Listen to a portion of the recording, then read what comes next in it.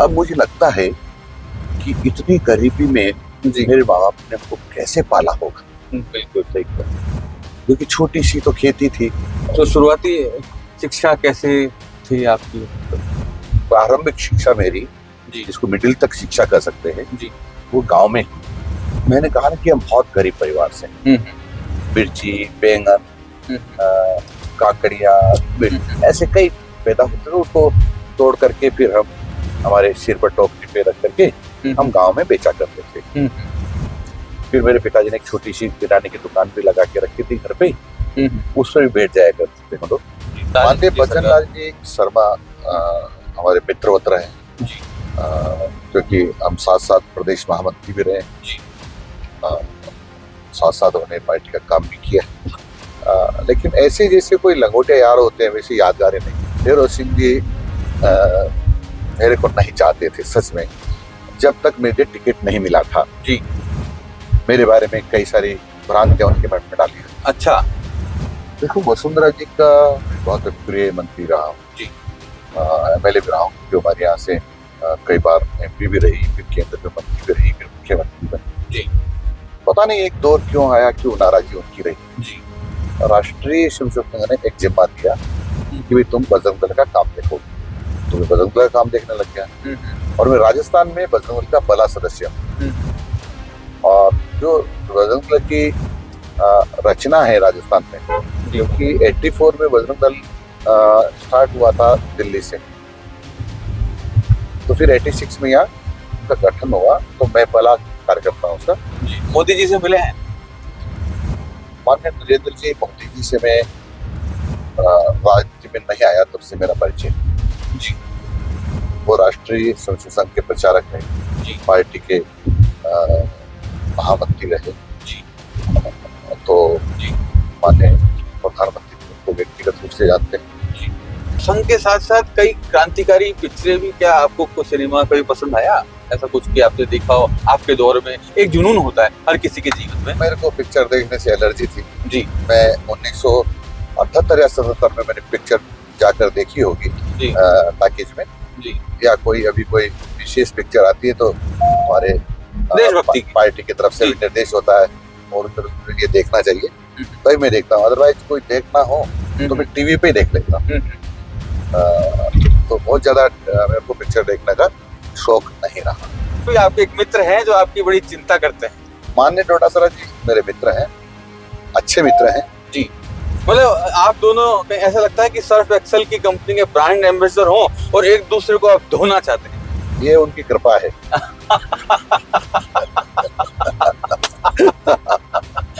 Case में मुझे गिरफ्तार किया जी, उस समय जो मेरे को कहा गया हुआ कि तुमने भारत में भी रहना होगा, वंदे मातरम करना होगा, नारा लगाया जी, तो मेरे वकील ने मेरे को समझाया था कि वो मना कर देना, नहीं लगाया। जी जी जी जी, वही आप पे धारा लगी फिर। और फिर ये कहा उन्होंने कि हिंदुस्तान हिंदू का देश, ये नारा लगाया। बिल्कुल मैंने कहा नहीं लगाया। बिल्कुल तो उस समय के जो मजिस्ट्रेट जो थे वो नाराज हो गए। बिल्कुल उन्होंने मेरे को बिठाया, पानी पिलाया, बोला डरने की जरूरत नहीं है, जी तुम सच सच बता दो। जी। मैंने कहा सच तो यही लगाए थे मैंने नारे। तो बोला लगाए थे तो यही बोल, अदालत में बोलो। फिर जब तुम्हारी पेशी होगी अगले तो तुम यही बोलना। जब पेशी हुई तो उन्होंने बड़े रोक टोक से पूछा, मिस्टर आपने नारे लगाए? जी। तो मैंने भी कहा हाँ लगाए। फिर जब फैसला हुआ उसका जी। तो मेरे को उस मजिस्ट्रेट ने मुझे वो कहते हैं ना ससम्मान बरी किया। बिल्कुल।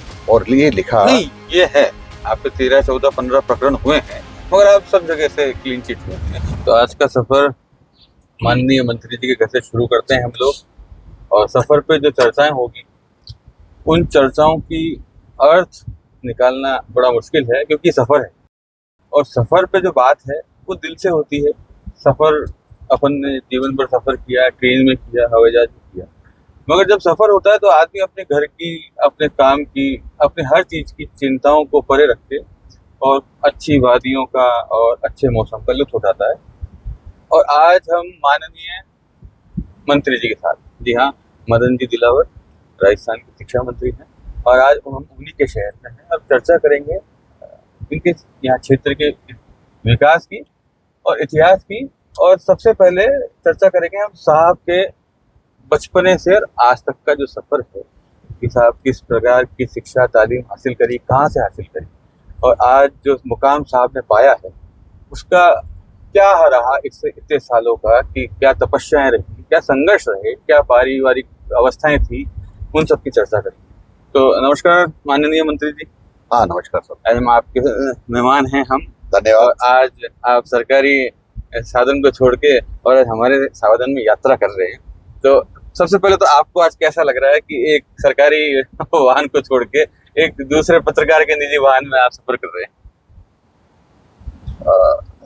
देखो क्या है कि ये तो पदों के साथ होता है, व्यवस्थाएं हैं, पर हम तो ऐसी जगह से आए हैं जब को तो किसी के वाहन के हाथ लगाने में अत्यंत खुशी होती थी जी। तो हमारे लिए ये सरकारी गैर सरकारी गाड़ियां ज्यादा महत्व नहीं रखती है जी। लेकिन हाँ ये सच है कि आपकी निजी गाड़ी में मैं सफर कर रहा हूँ जी। मेरी गाड़ी पीछे चल रही है जी। तो अगर अपन आपके बचपने से शुरुआती समय से अपन बात करें, क्योंकि हर एक सफल व्यक्ति का जो बचपना होता है वो अपने माँ बाप के इर्द गिर्द घूमता है और वहीं से फलसफा जीवन का तय होता है।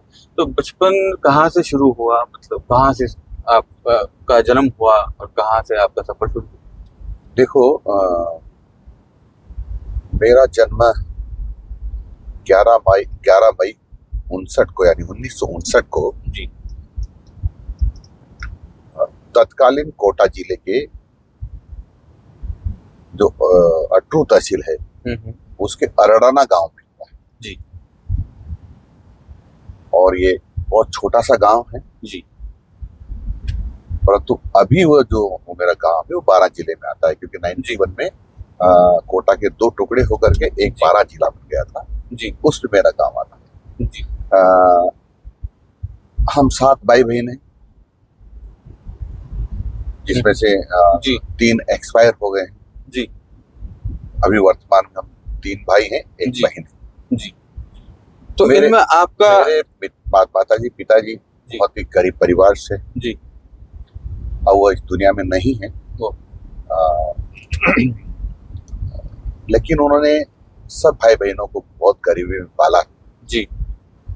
मैं साथ में चौथे नंबर का बेटा हूँ मेरे माँ बाप का जी।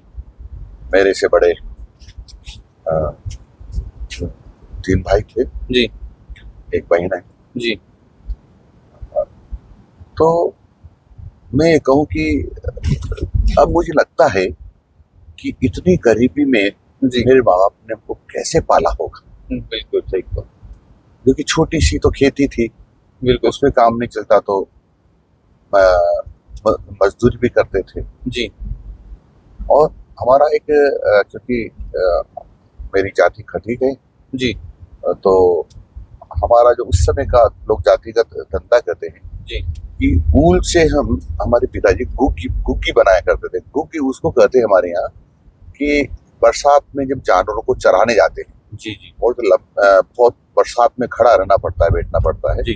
तो ऊल का बना हुआ एक टोपा सा होता है अच्छा जिसको गुग्गी बोलते हैं वो बनाया करते थे जी।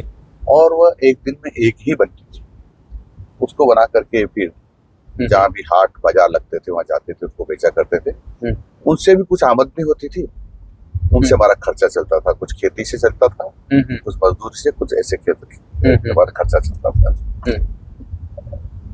तो शुरुआती शिक्षा कैसे थी आपकी, मतलब? देखो मैंने ताकि मेरा छोटा सा गांव है जी। मैं जब पैदा नहीं हुआ उससे पहले से ही यानी बहुत वर्षों पहले से ही वहाँ कक्षा 5 तक स्कूल था जिसको प्राइमरी स्कूल कहते हैं जी। मैं उसी गांव के प्राइमरी स्कूल में पढ़ा जी। संयोग ये रहा कि जब मैं 6ठी क्लास में गया तो उसके मिडिल स्कूल होने की घोषणा हो गई तो 6ठी 7वीं 8वीं यानी प्रारंभिक शिक्षा मेरी जिसको मिडिल तक शिक्षा कह सकते हैं जी वो गांव में हुई। मैंने कहा ना कि हम बहुत गरीब परिवार से हैं तो मैं छुट्टी के बाद या छुट्टी के दिन भी छुट्टी के बाद का मेरा तात्पर्य है कि स्कूल के समय के बाद और छुट्टी के दिन का मतलब है जो रविवार की छुट्टी रहती है और कोई भी छुट्टी आ जाती है तो उन दिनों में भी हम जैसे हमारे खेत में कोई मिर्ची, बैंगन, काकड़िया, ऐसे कई पैदा होते थे, उसको तोड़ करके फिर हम हमारे सिर पर टोकरी पे रख करके हम गांव में बेचा करते थे। फिर मेरे पिताजी ने एक छोटी सी किराने की दुकान भी लगा के रखी थी घर पे, उस पर भी बैठ जाया करते थे हम लोग। तो कहीं फिर शहर से केले लेके आ जाते थे, तरबूज लेके आते, जैसा जैसा सीजन होता तो वैसे हम भाई बहन ये काम भी साथ में करते। कपड़े भी भेजे हैं आपने? कपड़े भी मैं बताता हूँ, ये बहुत बात की बात है जी। उसके साथ में हम जो गर्मी की छुट्टियां होती थी, महीना 1.5 महीने की, तो उस समय कुएं खोदने का प्रचलन था क्योंकि वाटर लेवल ऊपर था। अच्छा, कुएं का? तो कुएं खोदने के लिए हम 1 रुपये रोज या 1.25 रुपये रोज में मजदूरी जाया करते थे। अच्छा जी। दिन भर कुआं खोदने में जो काम होता है, मिट्टी निकालना है जी, खोदना है जी, मिट्टी को तगारी में भरना है। आप उस कुएं में अंदर उतरते थे और बाहर भी जब उसको मिट्टी को लाते तो डालते थे। अच्छा। तो उन दिनों में काम किया करते थे हम लोग। वो हुआ, फिर 8वीं जब पास कर ली हमने, मैंने, तो पास में हमारा एक कस्बा है अटरू, अच्छा, जो वर्तमान में 12 जिले में आता है जी। वही एक सबसे नजदीक हमारा सीनियर सेकेंडरी स्कूल हुआ करता था, और उस समय केवल उसको हायर सेकेंडरी स्कूल बोलते थे, 11वीं तक हुआ करता था।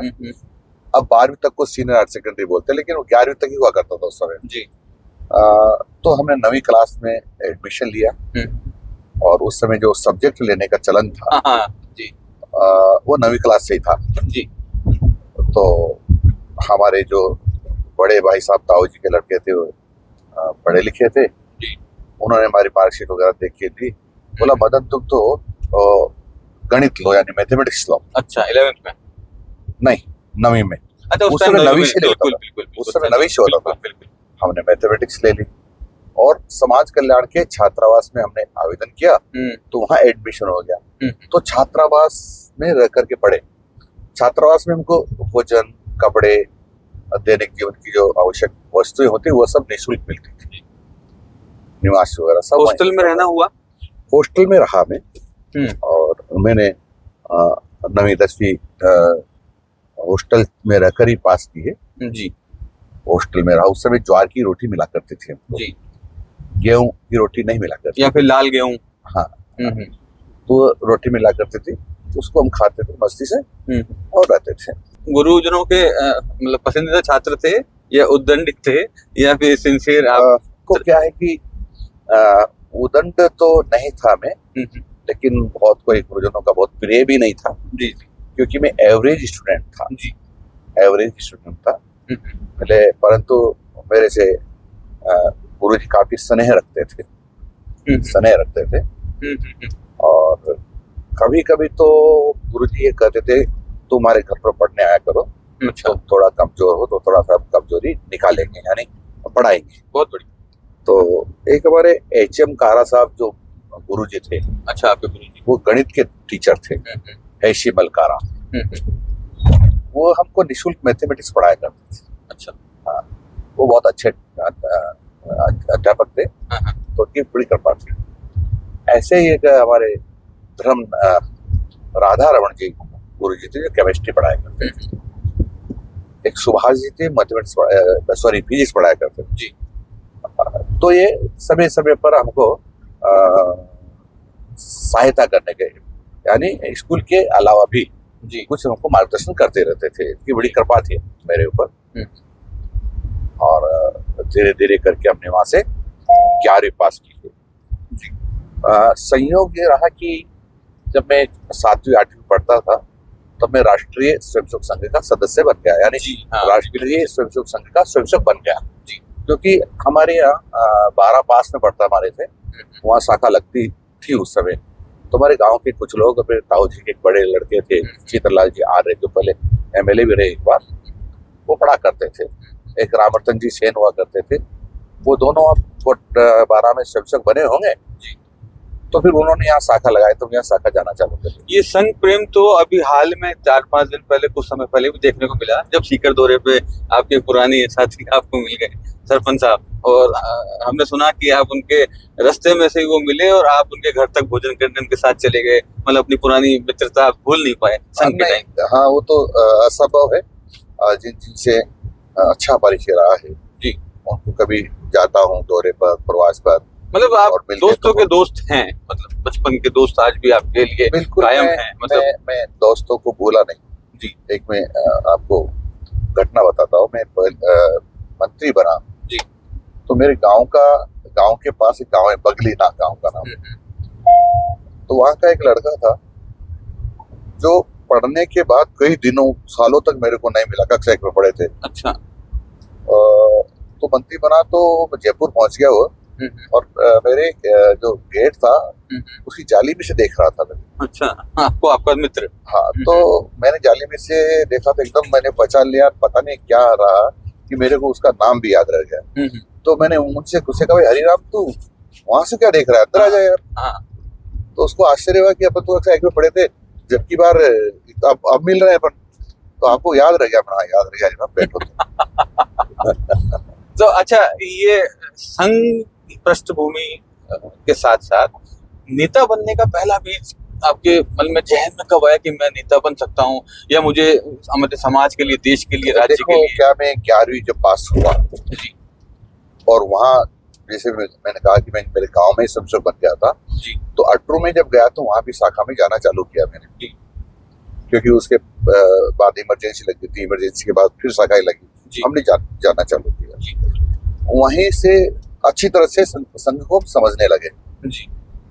तो 11वीं पास करते करते जब बीच में ही 11वीं पढ़ते पढ़ते 6 माही हुए होंगे, मन में आया कि संघ का काम एक राष्ट्रीय काम है, ईश्वरीय काम है। हम क्या योगदान कर सकते हैं इसमें? बिल्कुल। मैं क्या योगदान कर सकता हूँ? बिल्कुल। तो तत्कालीन जो हमारे जिला प्रचारक हुआ करते थे परमानंद जी भाई साहब, और हमारे मुरलीधर जी नागर तहसील प्रचारक हुआ करते थे, उनसे मैंने कहा कि मैं भी संघ का काम करना चाहता हूँ। तो उन्होंने पहले तो मेरे को मना किया कि नहीं, पढ़ाई लिखाई करो, पर मेरे जची गई मेरे कि करना ही है जी। तो मैंने पहले से ही तैयारी कर ली। जो मेरा लास्ट पेपर हुआ 11वीं का, उसी दिन में 12 चला गया जी। और मैंने जिला प्रचारक कहा कि मैं आ गया हूँ और अब मुझे आप अनुमति दीजिए कि मैं संघ का काम करूँ। तो बातचीत के बाद वो मोटरसाइकिल पर बिठा करके मेरे को 12 के पास एक कोयला है वहां जाके छोड़ आए और वहां के लोगों से स्वयंसेवकों से परिचय करा दिया कि तुमको यहाँ संघ का काम करना है जी। 6 महीने तक मैंने वहाँ संघ का काम किया जी। उसके बाद वहां से मुझे बताया गया कि अब आपको यहाँ नहीं रहना जी, आपको शाहबाद जाना है जी। तो हमारे जिला प्रचारक जी मुझको मेरे को और शाहबाद छोड़ के आ गए जब आपको यहाँ काम करना है। मैंने 3.5 साल लगभग वहाँ काम किया, 6 महीने कोयला काम किया था। तो वहाँ मेरा शाहबाद आदिवासी क्षेत्र है, थोड़ा दूरस्थ एरिया है। बिल्कुल। जिस समय उस समय केवल एक सड़क हुआ करती थी, कोटा से शिवपुरी वाली, और सड़कें उस समय मैंने देखी नहीं थी वहाँ। तो मैं एक टूटी सी साइकिल थी जिसकी कई बार चैन उतरते थे, फिर चलाते थे, उतरते थे, ऐसे चला करते थे। और कुछ साइकिल की चैन चलाना और चढ़ाना आता है आपको? हाँ, चैन ज्यादा उतरेगी इसलिए कई बार डर के मारे मैं पैदल ही निकल लेता। बचपन की चेन चढ़ाने की आदत से जब भी आप सरकार जब ट्रैक से उतरती है तो तुरंत आप चेन चढ़ा देते मतलब जब लगता है कि साइकिल की चेन या सरकार की चेन डामाडोल हो रही है तो आप अपने कोई शब्द भेदी बाण या फिर ऐसे ब्रह्मास्त्र निकालते हो कि वो चेन चढ़ जाती है। ये बिल्कुल सही है, आपका अनुभव है बचपन का चेन चढ़ाने का। हाँ जी, बताइए। फिर मैं वहां मैंने संघ का काम किया जी। अधिकांश बार मैं पैदल ही जाता था। एक हमारे यहाँ उस समय वहाँ शाहबाद के पास राजपुर गांव है जी, वहां जाने के लिए एक पहाड़ी जैसा है तो साइकिल भी नहीं जाती थी जी, तो वहाँ पैदल ही जाते थे। लेकिन उस क्षेत्र में जंगली जानवर रहते थे जी, तो कई बार जंगली जानवरों की आवाज आती, कई बार ऐसा था, लेकिन डर लगता अकेले जाते जी। तो फिर गीत गाते हुए निकलते थे वहां से। अच्छा। ताकि डर न लगे। माहौल बना रहे हैं। हाँ, उस बात को भूल जाए, गीत में अपना व्यस्त हो जाए और इस हिसाब से मतलब राजस्थान के कद्दावर नेता जो किसी से नहीं डरते, वो बचपन में खुद का डर मिटाने के लिए जोर जोर से गाने गाया करते थे। जी जी, सही बात है। मतलब मर्द को भी डर लगता है। ये बात डर सबको लगता है, कोई कहता है कोई नहीं कहता। अच्छा, ये बताइए कि वो डर भगाने के लिए ऐसे कौन से गाने हैं जो आज भी ऐसे कई क्षेत्रों में लेते हैं, तो उनको वो गाने गुनवाए हैं? ऐसे कौन से गाने आपने गाए? भजन थे, फिल्मी थे, आपके दौर कभी का? हनुमान चालीसा गुनगुना लेते थे, जी कभी संघ के गीत होते थे वो हाँ जी, गुनगुना लेते थे। जी। अ, तो संघ के साथ साथ कई क्रांतिकारी पिक्चरें भी, क्या आपको सिनेमा कभी पसंद आया? ऐसा कुछ कि आपने देखा हो आपके दौर में? एक जुनून होता है हर किसी के जीवन में एक बार। पता नहीं क्यों मेरे को पिक्चर देखने से एलर्जी थी जी। मैं 1978 या 77 में मैंने पिक्चर जाकर देखी होगी जी टॉकीज में, जी। या कोई अभी कोई विशेष पिक्चर आती है तो हमारे देशभक्ति की। पार्टी की तरफ से जी। भी निर्देश होता है और उस तरफ से ये देखना चाहिए, तभी मैं देखता हूँ। अदरवाइज कोई देखना हो तो मैं टीवी पे ही देख लेता हूँ। तो बहुत ज्यादा मेरे को पिक्चर देखने का शौक नहीं रहा। मेरे को जो महापुरुषों की, क्रांतिकारियों की, बलिदानियों की जो पुस्तकें होती है जी जी जी वो मैं अभी भी पढ़ता हूँ और बचपन में भी बहुत पढ़ने का शौक था जी और उनसे भी बहुत प्रेरणा मिलती थी। जी। वो झलकता है, वो आपके जीवन शैली में झलकता है। अच्छा, कोई कार्यकर्ता के तौर पे, जब युवा कार्यकर्ता थे उस टाइम का कोई ऐसा किस्सा जो आपको आज तक आपके दिमाग में अटल पे हो, चलता हो, जो सार्थक आपको लगता हो कि आज भी वैसा वो किस्सा हो जाए या दोस्तों के साथ हो जाए, ऐसा कुछ किस्सा? देखो रे, मेरे मेरे 2-3 मित्र मेरे गांव में बहुत अच्छे थे, उनके साथ ही अधिकतर हमारा बचपन पे तो रहते थे। एक नाई समाज के बाबूलाल सेन जी हुआ करते थे जी। एक हुकम चंद नैनीवाल जी हुआ करते थे, एक रामकिशन जी सुमन हुआ करते थे जी। ऐसे ही कुछ मेरे मित्र थे, उनमें हम खेलते कूदते थे। रामकिशन जी तो थोड़े से सांस्कृतिक प्रोग्राम में ज्यादा रुचि रखते थे, तो कभी अभिनय करवाते थे, जी नाटक जिसको कहते हैं जी। नाटक लिखते थे, वे नाटक करवाते थे। कोई किरदार, नाटक में कोई किरदार? मैं द्रोणाचार्य बनता था, अभिमन्यु का नाटक होता था, जी जी। उसमें तो द्रोणाचार्य हाल का की पात्र होता था। पृष्ठभूमि में भी कहीं ना कहीं इर्द गिर्द द्रोणाचार्य की खूबियों के लबरेज आप दिखाई पड़ जाते हैं कहीं पर? आपको ऐसा लगता है? तो नहीं मतलब कह उस आप किरदार से बाहर आ नहीं पा रहे हैं? मतलब आज भी आपको है ऐसा साथ में लेके चलने का, आपका कि सबको साथ में लेने के चलने का प्रयास है? आपके एक मित्र हैं जो आपकी बड़ी चिंता करते हैं? कौन है? जो बड़ा मुखर होके आपके लिए बोलते हैं, आप भी बोलते हैं, कांग्रेस के अंदर है आपके एक मित्र है, मैं गौरव ना कहूंगा, कांग्रेस और माननीय डोडासरा जी। हाँ जी हाँ जी हाँ जी हाँ जी। माननीय डोडासरा जी मेरे मित्र हैं, अच्छे मित्र हैं जी। लेकिन उनके क्या है कि बेईमानी और भ्रष्टाचार उनके रोम रोम में समाया हुआ है जी। मगर आपको पल पल याद करते हैं? हाँ, अच्छा है, मैं उनको बधाई देता हूँ जी कि वो मुझे हमेशा याद रखते हैं जी। मतलब आप दोनों, ऐसा लगता है कि सर्फ एक्सेल की कंपनी के ब्रांड एम्बेसडर हो और एक दूसरे को आप धोना चाहते हैं कि भाई तुम मुझे धो या मैं तुम्हें धो। मतलब इतनी प्रेम, मतलब वो भी आपके प्रति कहाँ से ला रहे हैं, आप भी इतना प्रेम उनके प्रति कहाँ से ला रहे हैं? कोई शक्ति है आप पे, या फिर कोई ऑफ द रिकॉर्ड भी कोई वार्ता चल रही है आपकी? ये उनकी कृपा है।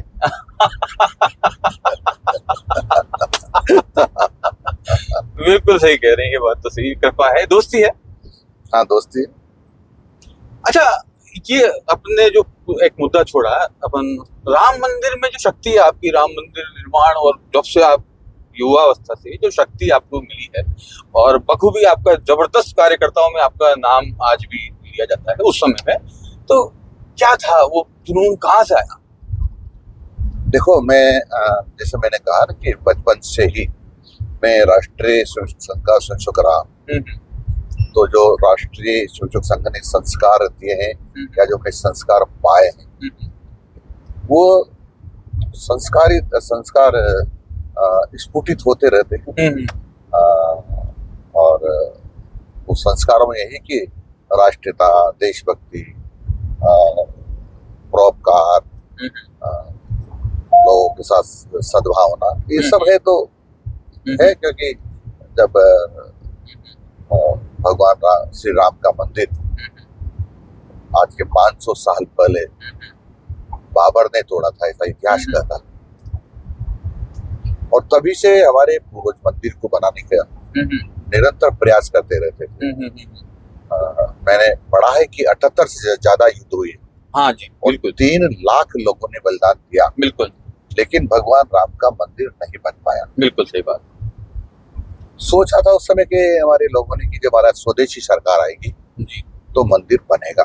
जी जी दुर्भाग्य से, सौभाग्य से स्वदेशी सरकार तो आई, जी लेकिन दुर्भाग्य से वो स्वदेशी सरकार कांग्रेस की थी जी और इन्होंने भी कहा कि यह मंदिर तो किसी कीमत पर नहीं बनने देंगे। जी कार सेवा हुई, कार सेवा में जी राम भक्त जो कार सेवक थे मारे गए, तत्कालीन सरकार के लोगों ने गोलियां चलाई जी और उसके कारण से जनता में गुस्सा जाहिर किया जनता ने। बिल्कुल।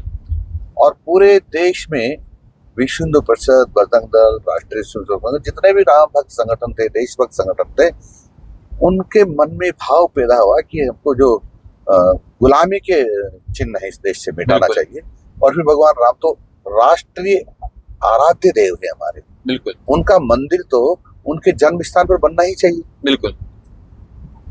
और इसलिए पूरे देश भर में ही नहीं, जहाँ जहाँ राम भक्त विश्व भर में थे, बिल्कुल। उनके मन में जार पैदा हुआ और सबने हुंकार लगाई। बिल्कुल। और कई बार कार सेवा के लिए श्री राम जन्मभूमि पहुंचे, लेकिन सफल नहीं हुए जी।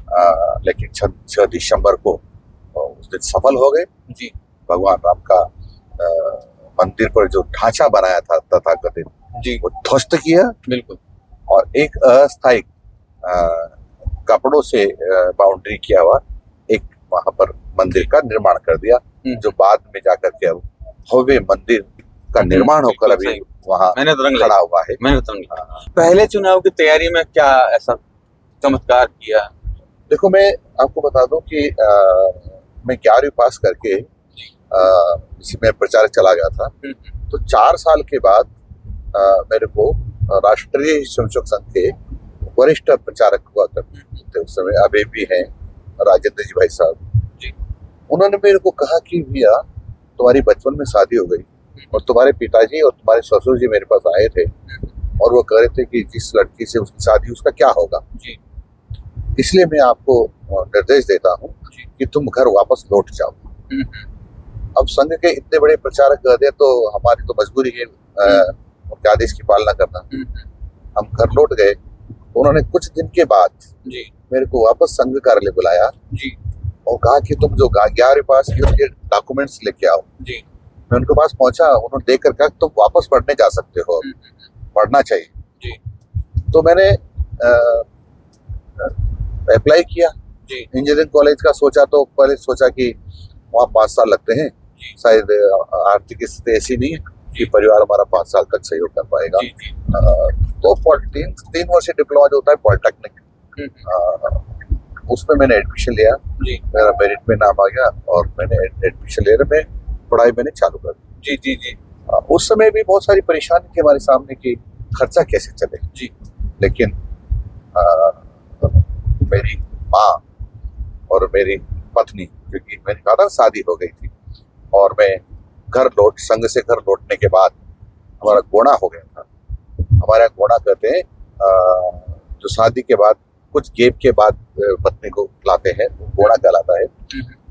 तो मेरी पत्नी, मेरी माँ जो मजदूरी करती और पैसे बचते उसमें से मेरे को और भेजा करती थी। अच्छा, तो उसको क्या मतलब आपकी धर्मपत्नी जी भी आपकी मदद? बिल्कुल, इसमें कोई दो राय नहीं। संघर्ष में वो भी आपके साथ मनी ऑर्डर से वो पैसे भेजती थी। उससे मैंने 3 साल तक पढ़ाई करके और पढ़ाई पूरी करके आया। जब मैं पढ़ाई पूरी करके आया तो लगा कि घर की स्थितियां तो ठीक है ही नहीं, अब क्या करें। तो मेरे बड़े भाई थे जो साइकिल से गांव जाकर कपड़े बेचते थे। तो मैंने उनसे कहा कि मैं भी कपड़ा बेच सकता हूँ। तो साइकिल एक किराए से ली और हम भी साइकिल पे गांठ बांध के और गांव में जाके कपड़ा बेचते थे। और वो कपड़ा बेचते थे, जो कुछ बचता उससे हमारा खर्चा चलाया करते थे। बिल्कुल और इस प्रकार से हमने कपड़े भी बेचे। बिल्कुल। लेकिन उसके पहले की एक बात जो भूल गया था बताता हूँ कि हम जो छोटे थे जी तो गौ माता का गोबर इकट्ठा करके उसके उपले, बिल्कुल। जो कंडे भी कहते हैं, हाँ उपले, हमारे यहाँ छाना, छाने भी कहते छाने हैं, भी कहते हैं। वो बना बना कर सुखा कर उसको भी घर के काम में भी लेते थे और बेचते भी थे। वो भी काम मतलब पशुपालन भी किया। हाँ कहीं ना कहीं हमारे घर में गायें भी थी, बैल भी थे, बकरियां भी थी, ये सब था। तो खैर वहां से हम कपड़े बेचने जाया करते थे। तो 2.5-3 साल तक मैंने इस काम को किया। फिर मुझे लगा कि अपन जो पढ़ाई करके आए हैं उसका उपयोग क्या होगा। तो मेरे गांव में से मैंने सोचा कि नहीं, कोटा में जाना चाहिए जी। कोटा चल के इसके मुताबिक जो भी काम मिलेगा वो करना चाहिए। बिल्कुल। तो कोटा में मैं आया। एक परिचित हमारे संरक्षक थे, उसका 90 रुपये महीने में किराए से क्वार्टरली, पत्नी साथ में थी, एक बेटी साथ में थी, और वहां रखा। और रख करके और मैं थर्मल पावर प्लांट जो कोटा में है जी उसके गेट पे जाके खड़ा हूँ। अच्छा। तो बहुत देर तक खड़ा रहा। तो वहाँ जो सुरक्षा अधिकारी था उसने कहा कि भैया यहाँ खड़े नहीं होते, तुम यहाँ से जाइए। तो मैंने अनसुनी करके थोड़ी 2-5 कदम चला, जाकर फिर खड़ा हो गया। तो फिर नजदीक आया, बोला, एक डांट के कहा, बोला तुम यहाँ से जाइए। तो मैंने कहा बाबूजी मैं तो मजदूरी करने के लिए आया हूँ, कोई काम मिल जाए तो। जी। तो उनको पता क्या जची, मेरे नजदीक आकर पूछने लगे तुम कहाँ के हो। जी। तो मैंने मेरे गांव का नाम बताया। जी। तो उसने कहा मैं भी तुम्हारे गांव के पास का ही तो हूँ। अरे वाह, बहुत बढ़िया। वो जलवाड़ा के थे। हाँ हाँ। तो उनका तुम्हारे पिताजी का नाम क्या है। हाँ। मैंने मेरे पिताजी का नाम माधोलाल जी था। हाँ, तो बता दिया। हाँ। बोला उनको तो मैं जानता हूँ। हाँ हाँ। तो मैंने कहा जी मेरी पढ़ाई, उन्होंने पढ़ाई लिखाई के बारे में पूछा। तो मैंने कहा मैंने डिप्लोमा इंजीनियरिंग में डिप्लोमा किया हुआ है मैकेनिकल में जी। और मुझे कोई कोई काम चाहिए। तो फिर थोड़ा वो जान पहचान निकली तो उनको उनकी सहानुभूति बनी जी।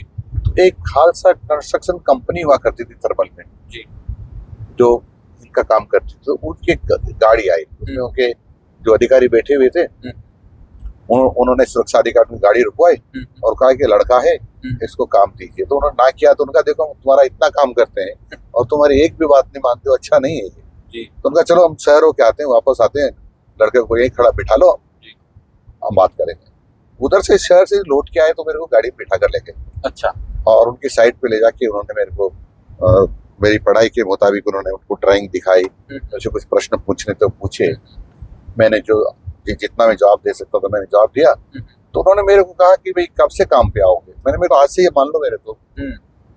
तो उनका हम तो 450 रुपये महीने से ज्यादा नहीं देंगे। अच्छा। हाँ। झोला झंडा साथ में लेके मतलब आज से ज्वाइनिंग दे दो। हाँ। 450 रुपये महीने से ज्यादा नहीं देंगे। तो मुझे लगा जो भी दो अब तो दो। 450 रुपये महीने में मैंने वहाँ थर्मल में 2-2.5 साल काम किया। अच्छा।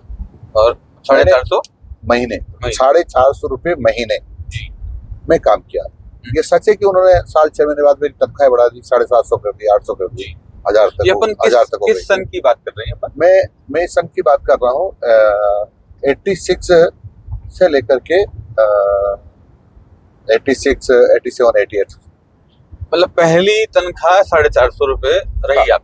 हाँ जी। तो वो पहली जो 450 तनख्वाह आई, तो उस समय मैं बीच में आपको कहीं और लेके जा रहा हूँ, उस समय का क्या समावेश था, क्या मन में प्रफुल्ल मन था 450 रुपए, क्योंकि उस समय 450 का दौर था। क्योंकि था कि अपना खर्चा चल जाएगा।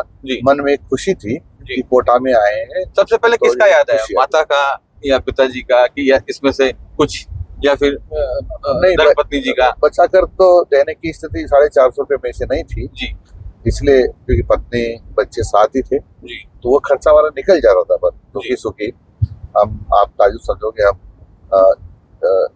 हमारा जो किराना का सामान लाते थे जी, उसमें 100 रुपए के किराने के सामान में हमारा काम चल जाता।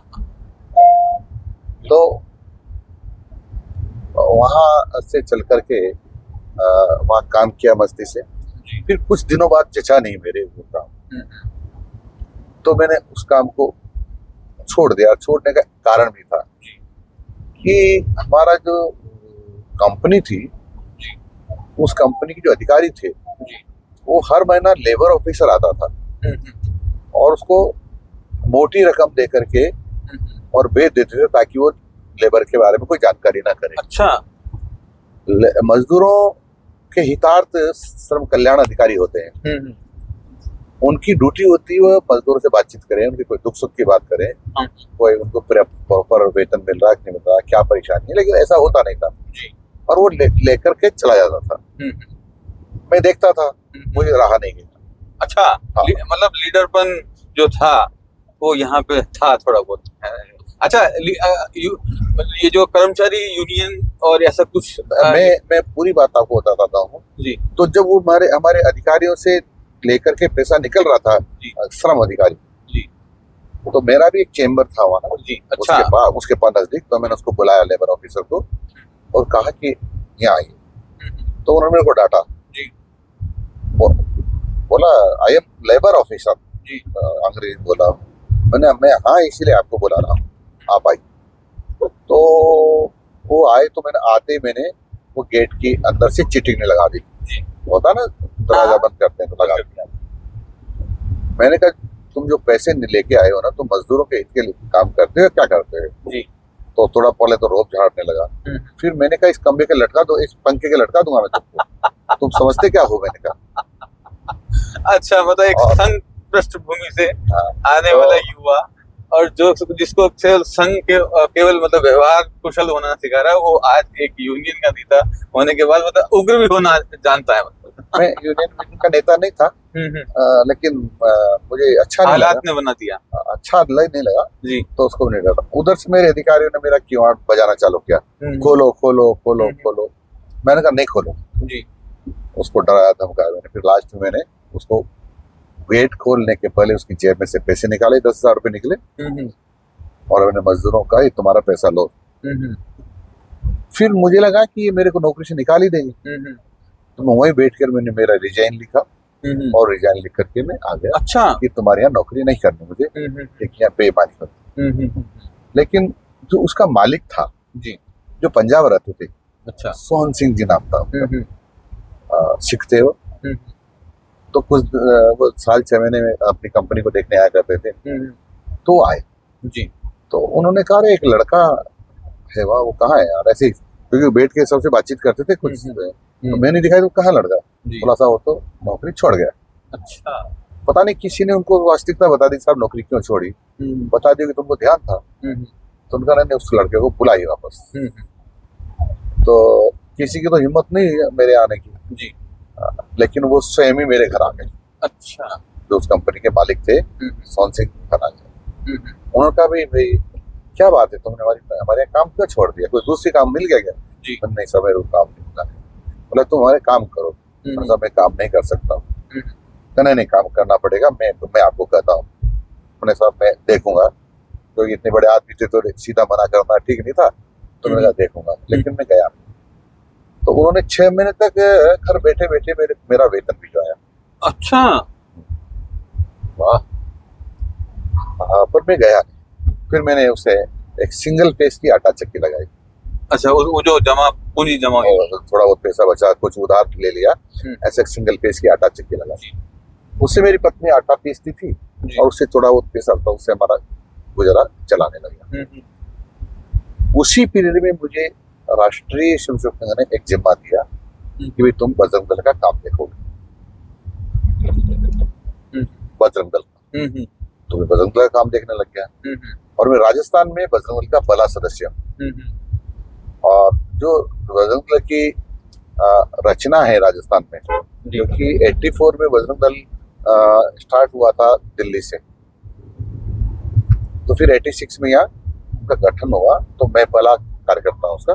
और सारी राजस्थान भर की ये रचना है बजरंग। यहाँ रोक के यहाँ से दोबारा शुरू करेंगे। बजरंग दल का जब नाम आता है तो बजरंग दल के दौरान आपने जो परिश्रम किया, उस दौरान कई न्यायिक कानूनी अड़चने भी आपके साथ रही, जो चल रही है न्यायपालिका में, कई बार आपका नाम पुकारा गया। मतलब वो बजरंग दल के दौरान ही रहा या उसके अलग भी रहा? देखो, मैं बजरंग दल का काम करता था जी, और युवाओं को संगठित करता था, और जो हमारे समाज के प्रति, देश के प्रति जो अच्छा भाव नहीं रखते थे जी। उनको भी समझाने की कोशिश करते थे।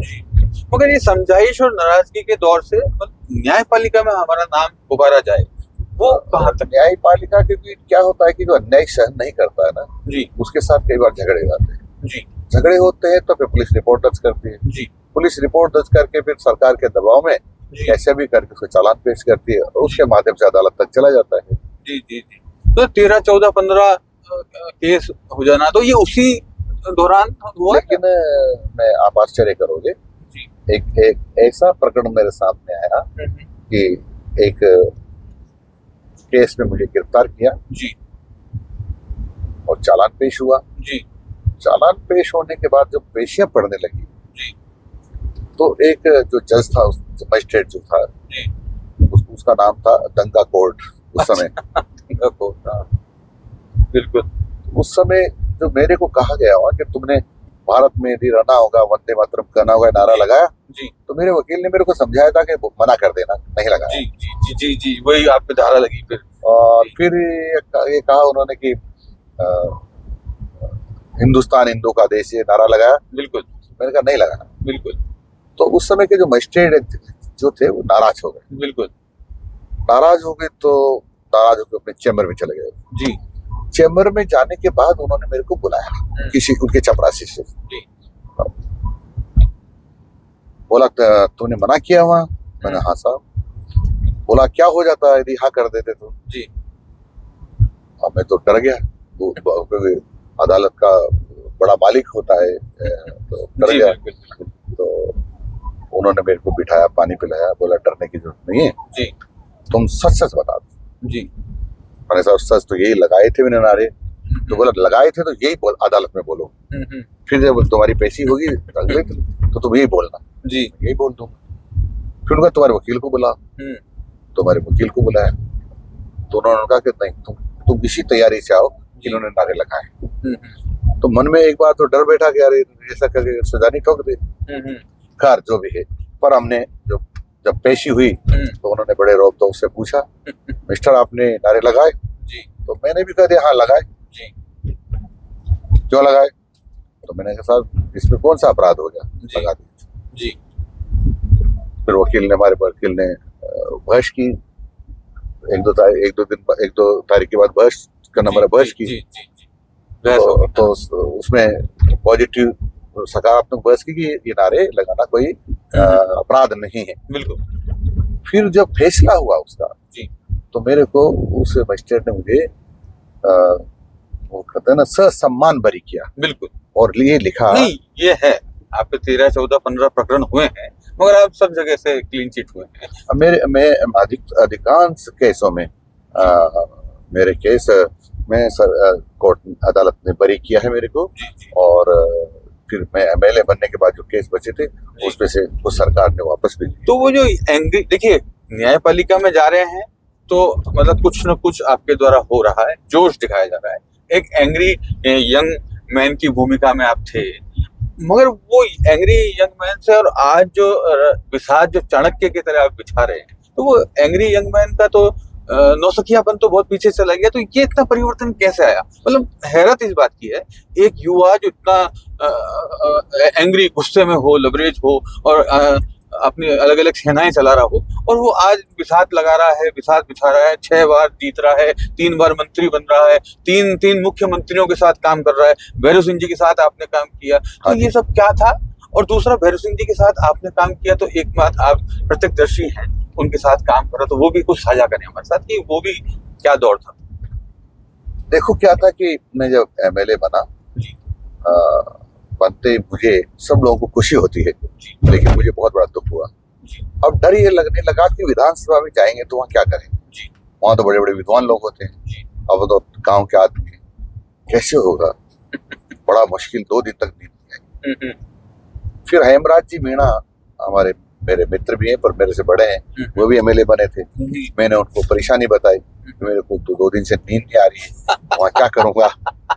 आइए देखिए, फिर किरदार बदला, मतलब एक एंग्री यंग मैन और जो पूरे जहां को चलाने वाला, और फिर घबराहट कि मैं विधानसभा में या जहां जाऊंगा। देखिए बोलिए आप।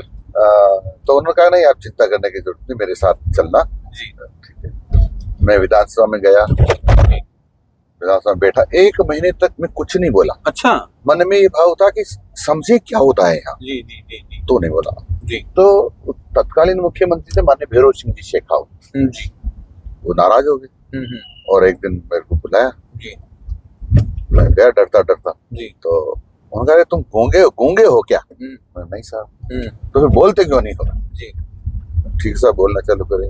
जी धीरे धीरे मैंने बोलना चालू किया। तो 6 महीने बाद फिर बुलाया, तो फिर डरता डरता गया मैं। जी तो उन्होंने कहा कि हर बात में टांग अड़ाना जरूरी है क्या? हर बात में बोलते हो? हाँ। उन्होंने कहा आपने तो कहा, बोला मैंने ये थोड़ी बोला था कि हर बात में बोलना है। बिल्कुल बिल्कुल। तो एक बड़ा अच्छा लगा रहा है कि मुझे, मतलब भैरव सिंह जी के भी आप लाडे लाडे सर या लाडलों में। भैरव सिंह जी मेरे को नहीं चाहते थे सच में, जब तक मुझे टिकट नहीं मिला था। जी मेरे बारे में कई सारी भ्रांतियां उनके मन में डाली गई। अच्छा। लेकिन जब मैं एमएलए बन गया जी तो जो मैं काम करने लगा जी तो उनको अच्छा लगा। तो उनको जो दूसरी बार जीता, क्योंकि 2.5 साल के बाद जो सरकार गिर गई थी, जो ढांचा गिराया था अयोध्या का, बिल्कुल। वो तो गिर गई थी। तो मैं फिर दोबारा जीत गया 2.5 साल के बाद। जी। तो उन्हें तुरंत ही मेरे को मंत्री बना दिया। जी। नहीं, बहुत खुश थे। उन्होंने मेरे को मंत्री बनाया जी और स्वतंत्र प्रभार दिया मेरे को स्टेट राज्य। फिर तो भैरव सिंह जी के साथ लंबे लंबे दौरे हुए हैं आप, 10-10 दिन दौसा और बांदीकुई और कई सवाई जगह माधोपुर। कई जगह हुए, हाँ जी कई जगह हुए।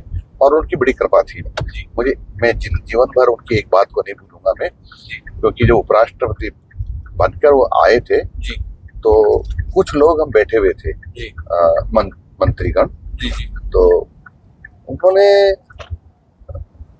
एमएलए थे या मंत्री थे, हम तो बैठे हुए थे, तो एक बात कही जी मेरे को इंगित करके, बोला दिलावर दिलावर। मैंने हाँ सर।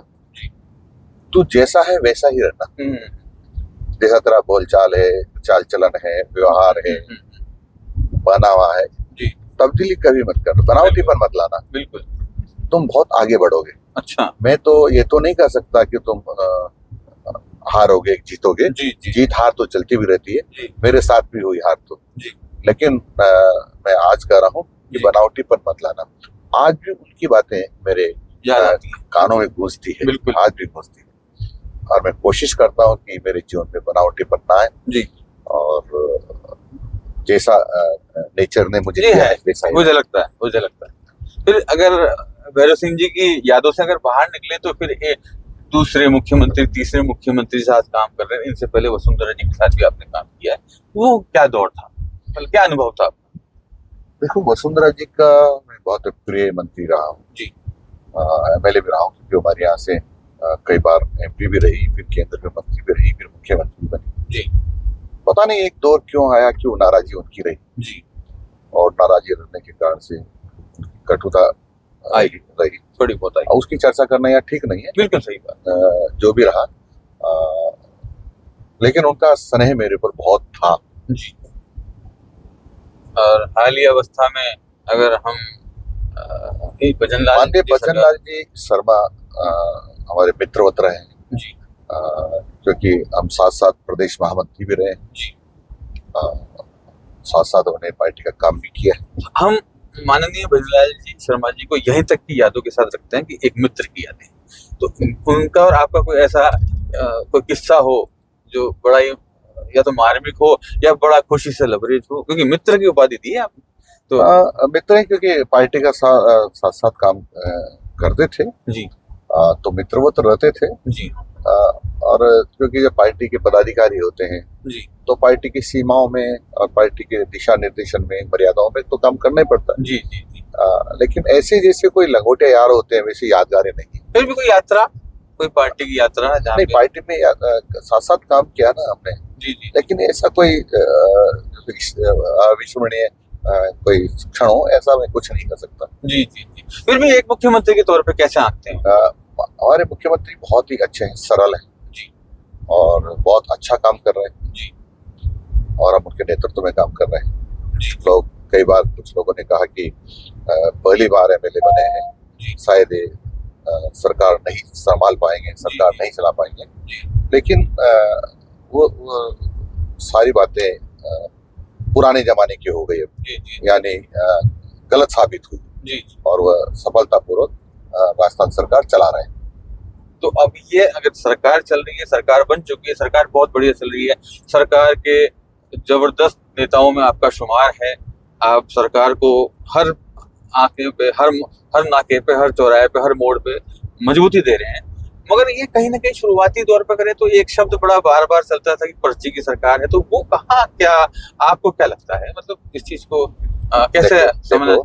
ये जो सरकारें होती है ये पार्टियां बनाती है जी, लोकतंत्र में व्यवस्था है जी कि जिस पार्टी के ज्यादा एमएलए चुनकर आएंगे जी, उस पार्टी को माननीय राज्यपाल महोदय आमंत्रित करते, सरकार बनाते करते और उसके पहले पार्टी अपना नेता भी चुनती है कि हमारा नेता कौन होगा।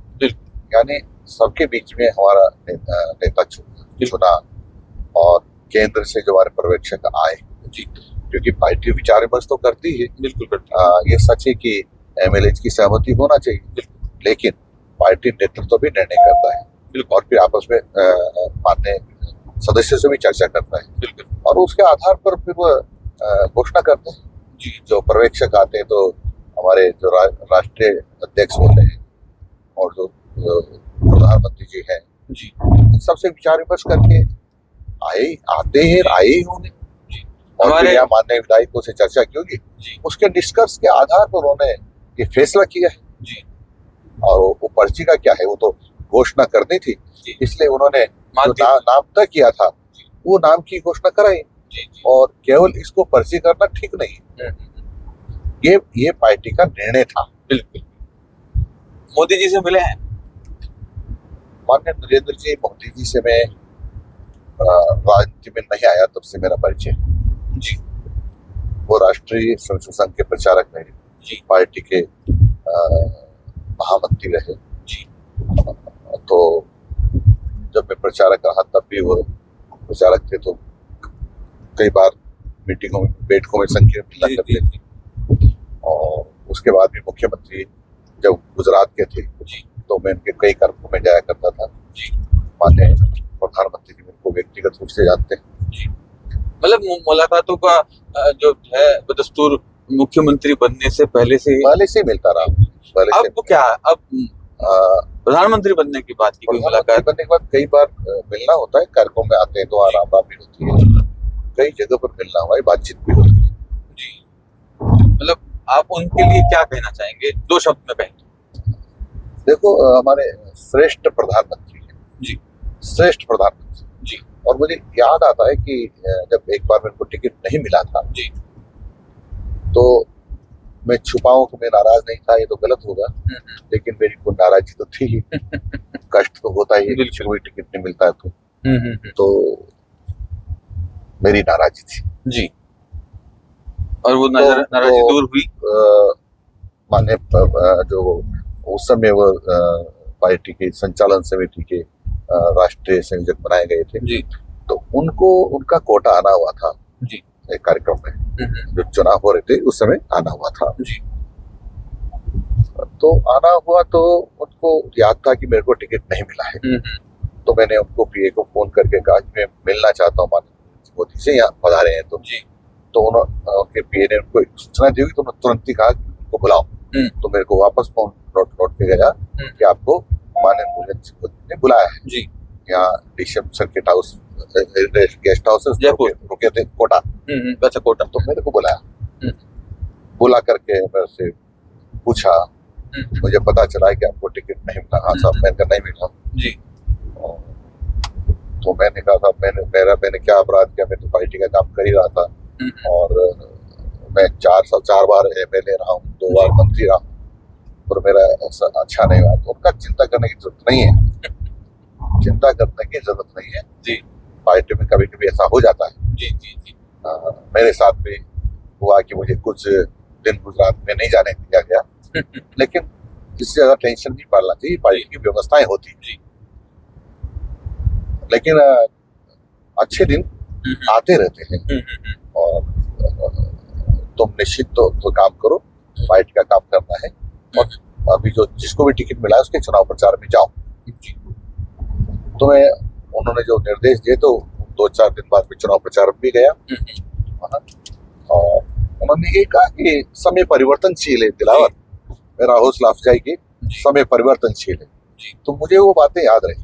तो जब कभी भी लगता मुझे कष्ट होता तो लगता कि मैंने भगवान परीक्षा ले रहा है, इस समय बदलेगा और अंततः 10 साल के अंतराल के बाद मेरा समय बदला और फिर मैं एमएलए बना और आज नाराजगी जब मंत्री हूँ। नहीं तो नाराजगी धीरे धीरे खत्म हुई है 10 साल के बाद। फिर जब दोबारा माननीय मुख्यमंत्री प्रधानमंत्री जी बनकर के आना हुआ उनका, उनको वही कोटा में तो मंच पर मैं भी था। तो आते मेरे एक पीठ में मुक्का मारा और बोले दिलावर गाड़ी पटरी पे आ गई। मैंने साहब आ गई। अरे वाह वाह वाह। अच्छा, 2 शब्द में अगर आप माननीय प्रधानमंत्री जी से क्या सीखते हैं? देखो, महासमुद्र है, अनंत, और संक्षिप्त में कहूं तो यह है कि सब कुछ उनसे सीखा जा सकता है। ईमानदारी, काम करने के तौर तरीके है, मेहनत, लोगों से संपर्क, यानी ये कहूँ तो अतिशयोक्ति नहीं होगा कि एक माननीय नरेंद्र जी मोदी एक यूनिवर्सिटी है, यानी विश्वविद्यालय है। देखिए, आप उनको बहुत पहले से जानते हैं। आप के हिसाब से एक सवाल मैं आपसे करता हूँ कि एक दोस्त था, एक सरपंच था, एक कार्यकर्ता था पार्टी का, जो थोड़े दिन पहले सीकर में आपको मिला। आप देख के उसे लवरेज हो गए खुशी से, उसके घर गए, भोजन किया। क्या आप भी कार्यकर्ता रहे हैं और माननीय प्रधानमंत्री जी भी कार्यकर्ता रहे, तो क्या आप कभी अपना आह्वान करें और तो क्या प्रधानमंत्री जी आपके यहाँ भोजन पा जाएंगे? देखो क्या है कि अब ऐसी स्थिति में, क्योंकि आप उसको व्यक्ति विशेष जानते हैं, दर्शक नहीं जानते हैं, क्योंकि प्रधानमंत्री जी के बाद प्रोटोकॉल बड़ा होता है, ये होता है। लेकिन कई बार ऐसा होता है कि जब उनका कार्यक्रम बनता है और बनता है तो ऐसा अवसर आए तो हो सकता है क्यों नहीं आएंगे। बिल्कुल बिल्कुल, मैं ये जानना चाह रहा हूँ क्योंकि आप उनके साथ काम कर चुके हैं। बिल्कुल आ सकते हैं, लेकिन केवल भोजन करने के लिए ही मेरे आएंगे ऐसा नहीं होता। यदि कार्यक्रम बना जहाँ मैं रहता हूँ वहाँ नजदीक में कार्यक्रम बना और भोजन के लिए मैंने भी, मतलब आपके कहने में सरल हैं, बड़े सरल। हाँ, बड़े सरल हैं, क्यों नहीं आ सकते। जी जी। अच्छा, अब ये बताएं, जो सबसे बड़ी एक राजनेता, एक नेता के लिए सबसे बड़ी समस्या रहती है कि धर्मपत्नी को शिकायत रहती है कि माननीय आप आम जनता को समय देते हैं, हमें नहीं देते हैं, तो ये क्या, कहाँ तक इसको सॉल्व करते हैं, कैसे मैनेज करते हैं, क्या नाराजगी रहती है? कई बार नोक-झोंक भी होती होगी। देखो, ये नाराजगी तो रहती है। मेरा बचपन से स्वभाव है कि कुछ न कुछ करता रहता हूँ, मैं खाली नहीं बैठना चाहता। अभी भी जो मेरे को काम मिला है तो मैं अनवरत काम करता रहता हूँ। अच्छा। जब मैं जयपुर में रहता हूँ तभी पूरा समय काम करता हूँ, लोगों से मिलना जुलना, ऑफिस का काम करना, मीटिंग्स वगैरह वगैरह, क्योंकि माननीय मुख्यमंत्री जी का निर्देश है और वो आवश्यकता भी है बिल्कुल कि सप्ताह में 3 दिन जयपुर में रहना चाहिए और उन्होंने कहा 2 दिन अपने इलाके में रहना चाहिए, 2 दिन शेष राजस्थान में घूमना चाहिए। तो घर के लिए टाइम कम मिलता है, सच है। तो कैसे परिवार वालों की नाराजगी रहती है। अच्छा, फिर नाराजगी को दूर कैसे किया जाता है? कभी कभी अपनी जो व्यवस्थाएं सबको बताते हैं कि करना जरूरी है, काम दिया है तो इसको पूरी जिम्मेदारी से निभाना पड़ेगा। 5 साल का समय बहुत कम होता है और इसमें बहुत काम करना है, थोड़ा स्पीड से तो करना पड़ेगा। तो वो भी समझते हैं, पर फिर समय निकाल करके बीच बीच में कभी महीने 2 महीने में 3 महीने में आना पड़ा, 2 4 5 घंटे जब बैठते हैं तो कुछ नाराजगी दूर भी होती है। बिल्कुल बिल्कुल। अच्छा, नाराजगी दूर करने के लिए भी आप कहते होंगे कि मैं आ रहा हूँ, मेरे लिए पसंद के लिए, मेरा पसंद का ये बनाया जाए, वो तो कैसे दूर होती है? देखो कि लंबा समय हो गया है हमारे को, तो पहले भी जब संघ का काम करते थे तब भी ये जी। परेशानियां रहती थी। जी। और क्योंकि मैं 93 से मंत्री रहा हूँ हाँ तब भी जी। वो जानती है, अब अभ्यस्त हो गई है। जी। फिर भी नाराजगी रहती है, तो कभी कभी कहीं ब्याह शादी में होते तो साथ चल जाते हैं, कभी कभी बाहर जाना हो तो साथ तीर्थ ले वगैरह जाते करे हैं? हैं। कुछ जगह गए गए। तीर्थों में कहाँ जैसे आप अपनी हरदा देखो अयोध्या या गए रवि हम जी के लोग, साथ आप गए हैं? प्रयाग गए हम लोग, अयोध्या गए, प्रयाग गए, वाराणसी भी गए, जी। ऋषिकेश गए, कई जगह पर गए। और अगर आप वापस घर लौट के आते हैं तो भोजन में क्या पसंद करते हैं? मतलब सबसे की दाल बाटी ही खानी देखो है या फिर सात्विक? मैंने क्या है, बचपन से ही रोटी के घी लगा के नहीं खाया कभी, तो मैं घी लगी हुई रोटी कभी नहीं खाता हूँ। नहीं, वो उस समय खाई नहीं, आदत नहीं पड़ी या फिर बचपन से ही नहीं खाई। एक बार बचपन में माता जी ने लगा दिया होगा घी, जी। तो वो चमचमाता हुआ दिखा तो मुझे अच्छा नहीं लगा, तभी से मुझे घृणा हो गई, घी नहीं खाना, तो अब नहीं खाया जाता। जी जी।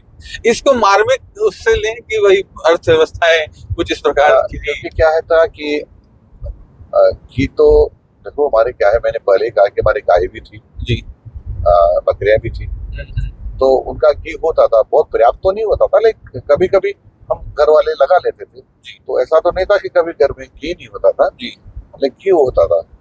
पर मेरे को पता नहीं क्यों ऐसा हो गया कि मैं नहीं खाता हूँ, आज भी नहीं खाते? आज तक भी रोटी के घी लगाकर नहीं खाता हूँ।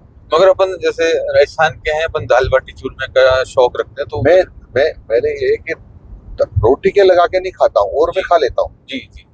पता नहीं क्यों ऐसा है। पसंदीदा व्यंजन क्या है, जैसे आप क्या खाना पसंद करेंगे? जैसे आप घर आ रहे हैं जयपुर, देखो हम तो गांव के लोग हैं जी, हमारा सबसे पसंदीदा तो था मोतीचूर जी, जो अब बनना बंद हो गया है जी।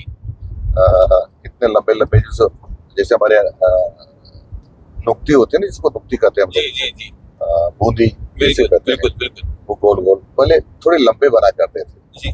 और थोड़ा मोटे हुआ करते थे। वो गुब्बारे के जैसे थोड़े लंबे। हाँ, थोड़ा लंबे जी होते जी थे जी जी। और वो बड़े स्वादिष्ट होते थे। उसका लड्डू बनता था या फिर वो ऐसे ही रखते थे मुट्ठी भर के, ऐसे जी, डोबा भर के, जी जी जी। तो बड़ा टेस्टी होते थे, वो बड़े मजेदार लगते थे। अब बनते हैं वो?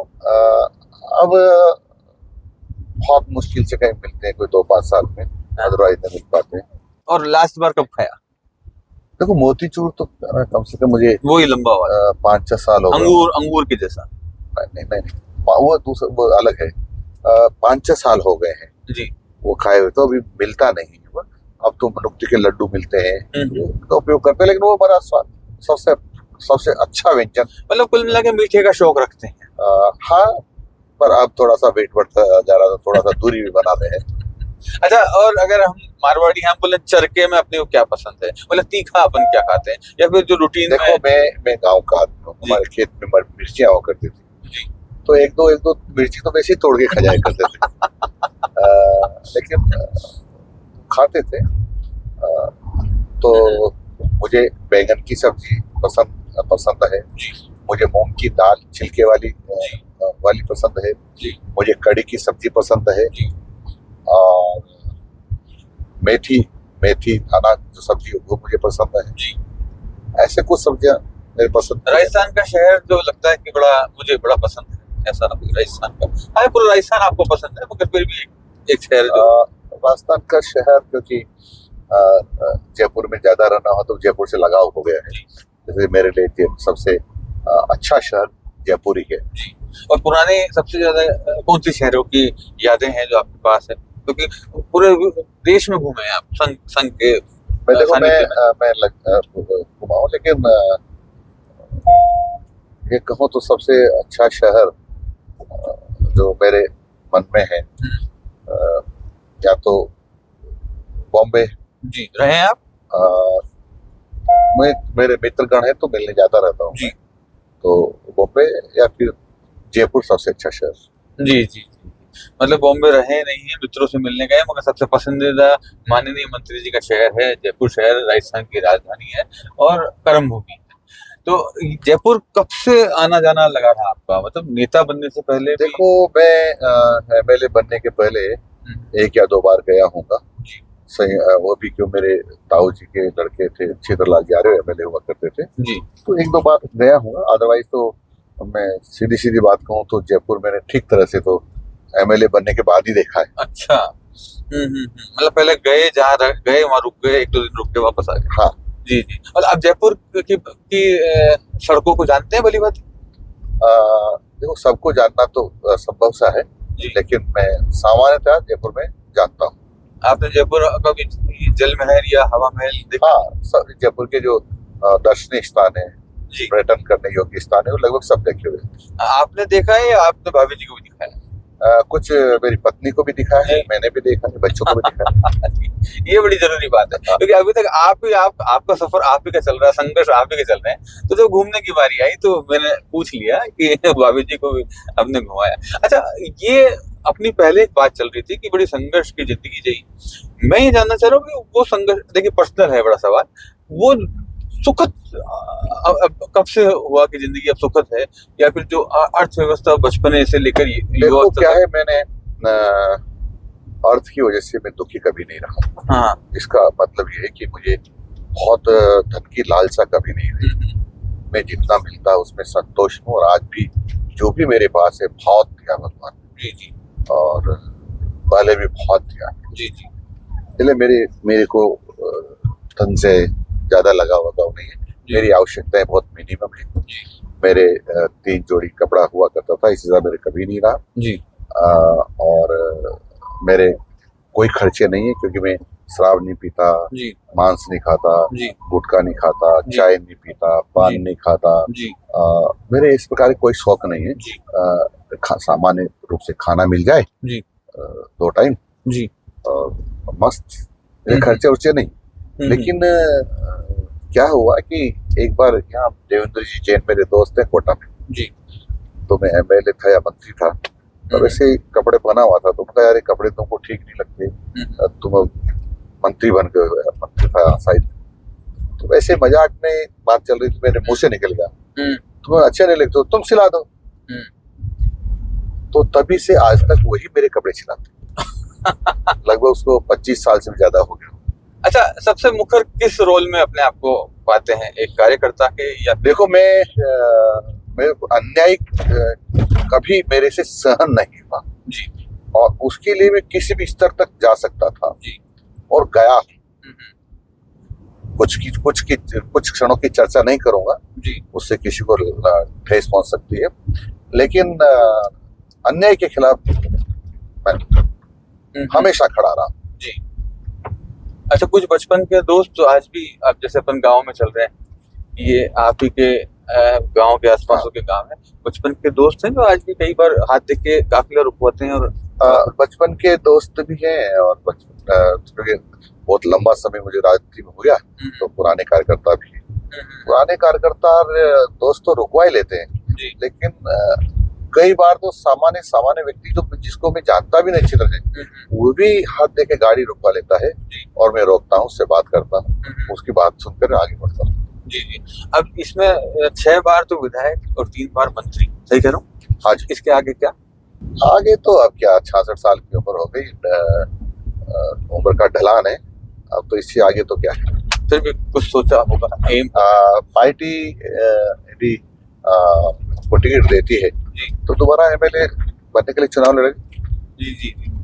दोबारा एमएलए का मंशा है कि अगर पार्टी आपको क्यों मौका नहीं देगी?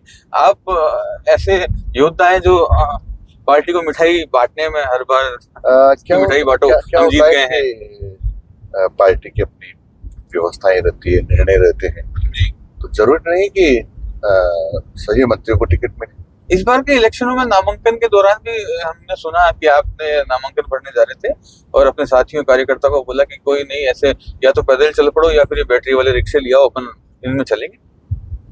मतलब बिल्कुल शोरगुल नहीं कि या तो पैदल चलेंगे या फिर मैंने अधिकतर जो नामांकन भरे हैं बहुत बिना शोरगुल के भरे हैं, सामान्य तरीके से नामांकन भरा है। जैसे कुछ कार्यकर्ता बता रहे थे कि साहब तो पहले तो बोले बैटरी वाले रिक्शे बुला लो, उनसे चलेंगे, फिर साहब ने यह कहा था, बोला चलो पैदल चलते हैं। मैंने पहला जो नामांकन भरा वो तो एक ठेले पे बाइक रख लिया और उसके पीछे पीछे चलते रहे, उसका कुछ पार्टी के जयकारे कार्यकर्ता लगाते रहे जी और आगे बढ़ते। ऐसे ही मैं नामांकन भरने गया था। जी जी नामांकन भरने गया वो भी एक रोचक मामला है। जी वहाँ पुलिस थी, क्योंकि वहाँ नजदीक तक वो ठेला नहीं ले जा सकते बाइक वाला, जी जी दूर छोड़ दिया। आगे गए तो पुलिस हाँ वाला पहला नामांकन की बात कर रहा हूँ, मैंने ट्रू भरा जी तो पुलिस ने रोक दिया मेरे को, हाँ हाँ बोला आगे नहीं जाओगे। हाँ मैंने क्यों? बोला अभी मदन दिलावर जी आएंगे, नामांकन भरने, आप साइड में खड़े हो जाओ। साइड में खड़े हो जाओ। मैं साइड में खड़ा हो गया। हाँ तो मैंने 1-2 मिनट खड़ा और मैंने कहा जी मैं ही तो मदन दिलावर हूँ। बोला सच में? बोला हाँ सच में हूँ, और क्या है। तो फिर मेरे को आगे भेजा। तो उस समय तहसीलदार थे हमारे, जो RO जिसको रिटर्निंग ऑफिसर कहते हैं जी वो थे। जी उनके चेम्बर तक जाने लगे तो फिर पुलिस ने रोक दिया। जी बोला नहीं आप साइड में खड़े जाओ, अभी दिलावर जी फॉर्म भरना है। वो बहुत नाराज रहेंगे, नाराज। मैं खड़ा हो गया। फिर 2-3 मिनट बाद मैंने कहा कि भैया मुझे फॉर्म भरना है। बोला काहे का फॉर्म भरना है? अरे मैंने कहा, मेरे साथी ने कहा साहब ये MLA का चुनाव लड़ेगी। तो मेरे वकील थोड़ा 2-3 मिनट लेट आए थे, जो आते ना इलेक्शन में। तो आए तो उन्होंने फिर तहसीलदार क्या ले गए। तो तहसीलदार में देखते रहे, मैंने वकील से पूछा, अरे कौन जी सर वकील हुआ करते हैं, भाई तुम्हारा कैंडिडेट कहाँ है? उनके सामने साहब ये रहे ना। बोला इनका नाम मदन दिलावर है। तो क्या मेरा अल्फटा सा तो पजामा था, चप्पल टूटी सी, ऐसे ही ब्याल था, तो उनको लगता नहीं कि MLA बनेगा। वो ये MLA बनेंगे? बोला हाँ ये MLA बनेंगे। बोला सच बताओ वकील साहब? बोला साहब सच ही बता रहा हूँ, ये फॉर्म लो इनका और फॉर्म। फिर ऐसे मेरा आवेदन उन्होंने किया। जी जी जी। आपका पहला जो इलेक्शन था उसमें, दर्शकों के लिए मैं पूछ रहा हूँ कि पहला इलेक्शन में आपको सफलता मिली? पहले इलेक्शन में सफलता मिली। कुल मिला के बता दो, मैंने 7 चुनाव लड़े। बिल्कुल लड़े हैं। मैं से 1 चुनाव हारा हूँ, 6 चुनाव जीता। बिल्कुल। पहले इलेक्शन में आपको सफलता मिली? हाँ जी। अच्छा, क्या अंतराल था जीत का? पहली जीत सबसे पहले मैं 18,000 के आसपास वोटों से जीता था। हाँ। शिक्षा को लेके क्या नई रणनीति है आपकी? सरकार क्या चाह रही है? सरकार कुछ नया करने वाली है? ये जो युवा जो इतना आक्रोशित हो रहे हैं, इनके बारे में क्या है, क्या चल रहा है, क्या कहेंगे आप? देखो, हम चाहते बच्चों को गुणवत्तापूर्वक शिक्षा देना जी और संस्कार युक्त शिक्षा देना जी, क्योंकि आवश्यकता है आज शिक्षा में संस्कारों का समावेश होने की जी, क्योंकि केवल शिक्षा ही पर्याप्त नहीं है जी, संस्कारों का समावेश होगा जी, तो शिक्षा को 4 साल लग जाएंगे। तो ये आचरण और ये जो सिखाया जाता था पहले गुरुकुलों में ही सिखाया जाता, शिष्टाचार आचरण वगैरह, अब अगर बात करें, युवा सिर्फ माँ बाप के अलावा गुरु से भी सीखता है, मगर वो कहीं लग नहीं रहा कि कहीं बहुत दूर हो गया हो, कि आजकल की एजुकेशन में केवल पढ़ाई है, केवल थ्योरिकल पढ़ाई है और अनुशासनात्मक या फिर कोई दूसरी बातें बहुत दूर रह गई हो, जैसे गुरुकुल थे पहले, ऐसा कुछ? देखो क्या है कि मैंने कहा ना कि संस्कार युक्त शिक्षा चाहिए, यानी जैसा उसमें ईमानदारी हो, अनुशासन हो, देश के प्रति श्रद्धा हो, सम्मान हो, ये सब उसमें चाहिए। माना कि मैं उदाहरण देके आपको समझाना चाहता हूँ, मैं बहुत पढ़ लिख लिया हूँ, अच्छे नंबर भी ले आया जी, लेकिन जब देश की रक्षा सुरक्षा की बारी आई जी, तो मैं देश के दुश्मनों की लाइन में खड़ा हो जाऊं जी, तो शिक्षा कोई अर्थ नहीं है जी जी। यदि संस्कार मेरे में होंगे जी, शिक्षा के साथ साथ जी, तो देश के सम्मान और सुरक्षा की बारी आएगी जी, तो मैं चाहे कम पढ़ा भी होगा जी, तब भी यदि संस्कार है तो देश की रक्षा और सुरक्षा बरकरार रखने के लिए ऐसी टोली में शामिल होगा जिसको बरकरार रख सके जी। हाल ही में ये जो पेपर को, कुछ छात्र बोलते हैं कि पेपरों की तारीख को स्थगित किया जाए, कुछ बोलते हैं कि सुनियोजित तारीख पर ही उन प्रोग्राम और पेपर्स को किया जाए, तो इसका मंथन किस प्रकार करेंगे आप?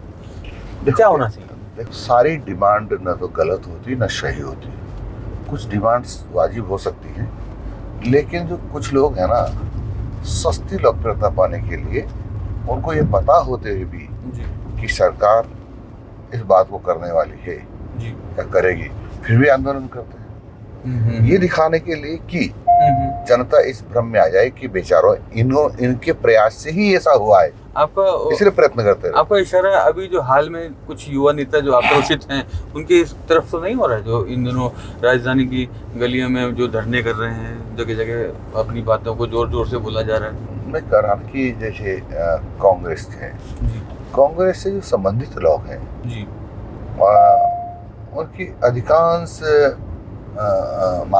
मांगों के पीछे ड्रामा होता है जी, और लोगों में भ्रम पैदा करना होता है जी, कि यदि शायद हम नहीं बोलते, हम आंदोलन नहीं करते तो ऐसा नहीं होता, ऐसा वो सोचते हैं।